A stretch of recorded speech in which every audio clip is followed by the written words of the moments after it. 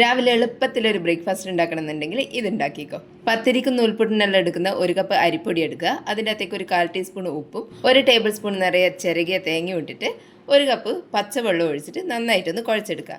നൂൽപുട്ടിനെല്ലാം കുഴച്ചെടുക്കുന്ന പോലെ മാവ് നല്ല സോഫ്റ്റ് ആവുന്നവരെ നന്നായിട്ടൊന്ന് കുഴച്ചെടുക്കണം. ഇതുപോലെ കുഴച്ചെടുത്തതിന് ശേഷം ഈ ഒരു വലുപ്പത്തിലുള്ള ഉരുളകളാക്കിയിട്ട് മാറ്റി വെക്കാം. 1 കപ്പ് അരിപ്പൊടി കൊണ്ട് ഇതേപോലത്തെ 5 ഉരുളകൾ വരെ ഉണ്ടാക്കിയെടുക്കാൻ പറ്റും. ഇതുപോലെ മാവ് മുഴുവൻ ഉരുളകളാക്കി എടുത്തതിന് ശേഷം നമുക്കിതൊന്ന് പരത്തിയെടുക്കണം. അതിന് വേണ്ടിയിട്ട് ഒരു വാഴയില എടുത്തിട്ടുണ്ട്.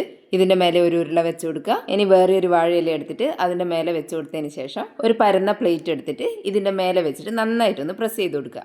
എല്ലാ ഭാഗവും ഒരുപോലെ പരന്ന് കിട്ടാൻ വേണ്ടിയിട്ട് നന്നായിട്ടൊന്ന് പ്രസ് ചെയ്ത് കൊടുക്കുക. ഇതുപോലെ നമ്മൾ ഉണ്ടാക്കി വെച്ചിട്ടുള്ള എല്ലാ ഉരുളയും പരത്തിയെടുത്തതിന് ശേഷം ഇതിനെ ആവിയിൽ വെച്ചിട്ടൊന്ന് വേവിച്ചെടുക്കണം. അതിന് വേണ്ടിയിട്ട് ഒരു ഇഡ്ഡലി തട്ടോ സ്റ്റീമറോ വെച്ചതിന് ശേഷം ഒരു 10 മിനിറ്റ് നേരം ഹൈ ഫ്ലെയിമിൽ ഇട്ടിട്ട് ഒന്ന് ആവിയേറ്റിയെടുക്കാം. ഇതുപോലെ ആവിയിൽ വേവിച്ച ഒറോട്ടി സിമ്പിളായിട്ട് ഉണ്ടാക്കിയെടുക്കാം.